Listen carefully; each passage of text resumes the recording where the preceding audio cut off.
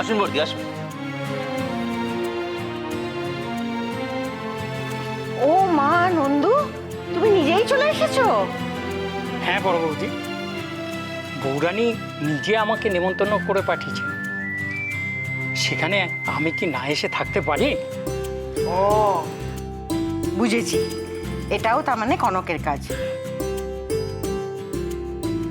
এটা তো অল্প বড় মা, তালের বড়া, নাড়ু আর মালপোয়াটা আমি নিজে হাতে বানাবো।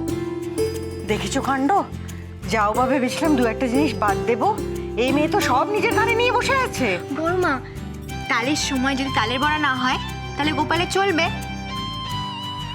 আচ্ছা আমি চাটা দিয়ে আসি। হ্যাঁ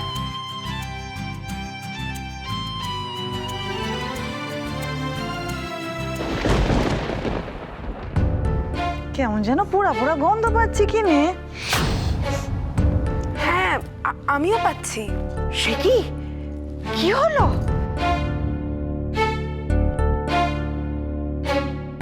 এ বাবা,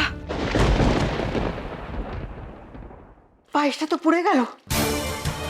মা কালী গো, ভোগের পায়েস পুড়ে গেল, এ তো বড় অমঙ্গল।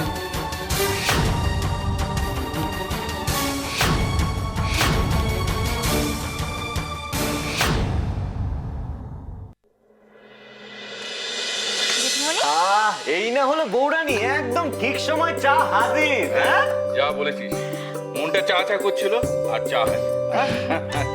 ও এই তো চাটা এসে গেছে।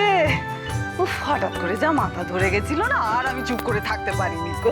চাটা একদম গরম, মামি খেয়ে নাও, মাথা ধরাটা একদম কমে যাবে। আহ, কতদিন পরে তোর হাতের চা খেলাম রে কনক। সিরিয়াসলি বৌরানী, আমরা কিন্তু এই চাটা এতদিন ধরে ভীষণ মিস করেছি। শুধু চা ভাই? শুধু চা কি বলছো বৌরানী, সারাক্ষণ কোনো না কোনো কারণে তোমার ডাক পড়তো। তুমি আমাদের এমন অভ্যেস করে ছেড়েছো না। এই তো সমস্যা দাদা, মানুষ অভ্যাসের দাস। একবার অভ্যেস হয়ে গেল তারপর আর। এভাবে কেন বলছো শিখা? আমাদের কনক সকলের জন্য যা খেয়াল রাখে সেটাই তো আসল কথা। আজকের দিনে আর কেই বা এত সকলের জন্য ভাবে, তাই না? যা বলেছেন বেআই মশাই, বৌরানী কি করে যে আমাদের সবার মনের কথা বুঝতে পারে কেই জানে। আজ পর্যন্ত মুখ ফুটে আমাদের তো কিছু বলতেই হলো না। এই যেমন আমার চাটা, এখন মনে হচ্ছে মাথাটা একটু একটু করে ছাড়ছে কিনে, কিন্তু আমি যে ভাবছি অন্য কথা। কি কথা ভাবছেন বেআই? এই সৌভাগ্যটা আবার কবে হবে, হবে কি হবেই না। মানে মামি তুমি এরকম করে কেন বলছো? এখন কি আর তুই সেই কনক আছিস রে বল? এখন তুই চৌধুরী বাড়ির মালকিন বলে কথা। মামি আমি আগেও যেরকম ছিলাম এখনো ওরকম আছি, আর আগেও আমি এরকম থাকবো, তুমি দেখে নিও। ওরে না রে মা, এই চাবির গোছার ভারটা অনেক। এখন তুই বুঝতে পারছিস না কেনে, আরো কটা দিন যাক না, ঠিক বুঝতে পারবি। ওভাবে বলো না শিখা। আমাদের কনক মা যেভাবে বড় হয়েছে, তাছাড়া ছোট বেয়ান ওকে যেভাবে তৈরি করেছে, এইটুকু ভারও সইতে পারবে না? ঠিক সইতে পারবে। আর হ্যাঁ, তাছাড়া বৌরানী তো এর আগেও এর থেকে অনেক বড় বড় ভার একাই সামলেছে। একদম ঠিক। আর এই চাবি গোছা তো একটা আনুষ্ঠানিক স্বীকৃতি দান মাত্র। বৌরানী তো এতদিন সবার অলক্ষ্যেই এ সমস্ত চৌধুরী বাড়িকে সামলে এসছে। সে সামলেছে ঠিকই, কিন্তু শুধু তো রান্নাঘরটুকু। এই এত বড় চৌধুরী বাড়ির দায়িত্ব, এত বড় আবার ব্যবসা, এত কিছু দায়িত্ব কি কোনোদিন সামলেছে নাকি? নাকি ভেবেছে কোনো? সত্যি মামি, তুমি একদম ঠিক কথা বলেছো। না আমি কোনোদিন ভাবতে পেরেছিলাম, না আমি এখনো মন থেকে মেনে নিতে পারছি। সেইটাই তো বলছি রে মেয়ে, এখন বুঝতে পারছিস না ঠিকই, কিন্তু যখন বুঝতে পারবে তখনই একরকম থাকতে পারবি না কো। এত সোজা নয়, কঠিন ব্যাপার। শিখা, সবাইকে নিজের মতো ভাবাটা বন্ধ করো তো। আমার কনক মায়ের উপর সম্পূর্ণ বিশ্বাস আছে। ও কখনো কোনো অবস্থাতেই আমার বিশ্বাস ভাঙতে পারে না। না মামা, মামি কিছু ভুল কথা বলেনি। ক্ষমতাই মানুষের মধ্যে দম্ভ তৈরি করে, আর দম্ভই হলো পতনের কারণ। তোমরা সবাই আমাকে আশীর্বাদ করো, আমি যেন আমার মধ্যে কোনোদিনও দম্ভকে আসতে না দিই। তোমাদের সবার ভালোবাসাই আমার অহংকার, আর এই ভালোবাসাটা নিয়ে আমি যেন চিরদিন তোমাদের আদরের কনক হয়ে থাকতে পারি। ব্যাস। কনক, ঈশ্বর যার সহায় আছে, পাপ তাকে কিছুতেই ছুঁতে পারবে না। আমি জানি তুই চিরটা কালই এরকম নির্মলই থাকবি। অহংকারের দাগ কখনো তোর ওই শুভ্রতাকে মলিন করতে পারবি না রে মা, আমি বলছি।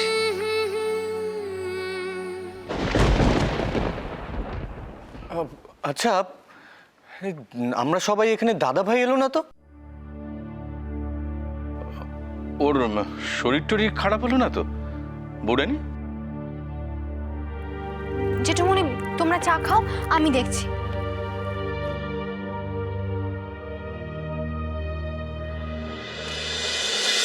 ঝুমা, কি হয়েছে? কিছু না।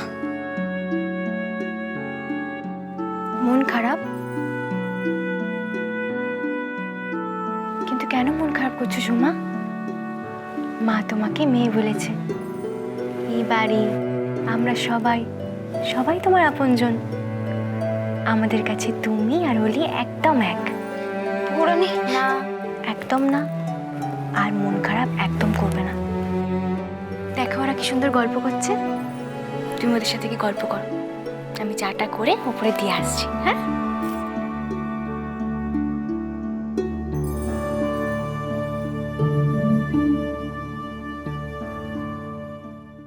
আমি বলছি তিস্তা, আজই এই বাড়ি পড়বে। যাক, এবার তাহলে পথে ফিরলে ঝিলমিল। Welcome back. মজা নয় Teesta, I am damn serious. তুমি কি মনে করো আমি মজা করছি? একদম না। বলো কখন?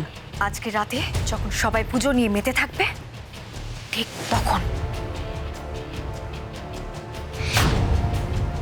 মানে বলতে চাইছো গোপালের জন্মের সময় আতশবাজি দিয়ে স্বাগত জানাবে, তাই তো? গুড। তবে একটা কথা তিস্তা, খুব সাবধানে কাজটা করতে হবে। যদি একটু এদিক ওদিক হয় না, তাহলে আমরা কেউ ছাড় পাবো না। ওই নিয়ে তোমাকে চিন্তা করতে হবে না ঝিলমিল। তুমি জেনে রেখো, আমি অনেক পরীক্ষা নিরীক্ষা করে, অনেক হোমওয়ার্ক করে তবেই আজকে কাজে নেমেছি। এবার তুমি শুধু দেখো তোমার আর আমার স্বপ্ন আজ কি করে বাস্তব হয়। আমি আমার কাজ করে দিয়েছি তিস্তা, এবার বাকিটা তোমার কাজ। তবে একটা কথা, কি? এটাই আমাদের জয়েন্টলি করা শেষ কাজ। মানে? আজকের পর আমি আর এসবের মধ্যে নেই তিস্তা। ও আচ্ছা, এবার তাহলে তুমি ভালো বউ হয়ে যাবে, তাই তো? তবে ঝিলমিল, এটা করে কিন্তু কোনো লাভ হবে না। কারণ তুমি যদি যাও বঙ্গে, তাহলে তোমার কপাল যায় সঙ্গে। ক্ষীরটা কিন্তু শেষ পর্যন্ত কনকই খাবে। সেটা আমি দেখে নেব তিস্তা। কনককে জব্দ করতে আর কতক্ষণ, সেটা আমি একাই হ্যান্ডেল করে নেব। তুমি শুধু তোমার কাজটুকু করো। কনফিডেন্স সাউন্ড করছো ঝিলমিল, ভালো, খুব ভালো। তবে তোমাকেও একটা কথা বলে রাখি, যদি কখনো তোমার মনে হয় তোমার আমার হেল্প লাগবে, আমাকে কিন্তু অবশ্যই বলো। আফটার অল তোমার আর আমার লক্ষ্য তো এক। Thanks for the commitment Teesta, কিন্তু আমার মনে হয় না এরপরে আমার আর তোমার কোনো হেল্প লাগবে। ঠিক আছে, তুমি যা ভালো বোঝো তাই করো। তবে একটা কথা মনে রেখো, আজ রাত 9টায় আমি এখানে রিমোট টিপব, আর ধামাকা হবে চৌধুরী বাড়িতে। কাল সকালে খবরের কাগজের হেডলাইন হবে ইন্দিরা চৌধুরী মৃত। দেখো জিনি, এই সব কিছুর সঙ্গে আবার যেন নিজেকে জড়িয়ে ফেলো না। বেশ, রাত 9টায়। এখন রাখছি। কার সাথে কথা বলছিলে তুমি দিদিভাই?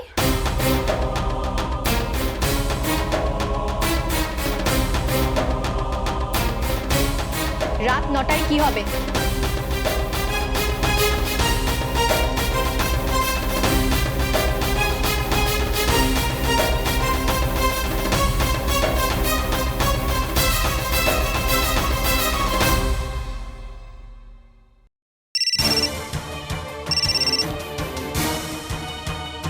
হ্যালো, আজ আপনাদের খুব বিপদ। বিপদ? কিসের বিপদ? আজ রাত 9টায় ইন্দিরা চৌধুরীর ঘরে ব্লাস্ট হবে।